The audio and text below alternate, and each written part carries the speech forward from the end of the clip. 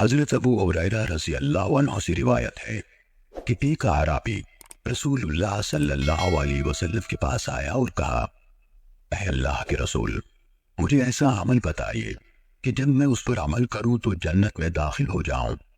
آپ صلی اللہ علیہ وسلم نے فرمایا، تم اللہ کی بندگی کرو، اس کے ساتھ کسی کو شریک نہ ٹھہراؤ، نماز قائم کرو جو تم پر لکھ دی گئی ہے، فرض زکوٰۃ ادا کرو اور رمضان کے روزے رکھو۔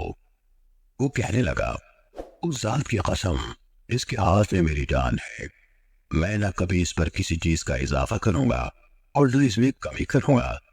جب وہ واپس جانے لگا تو نبی کریم صلی اللہ علیہ وسلم نے فرمایا، جسے اس بات سے خوشی ہو کہ وہ ایک جنتی آدمی دیکھے تو وہ اسے دیکھ لے۔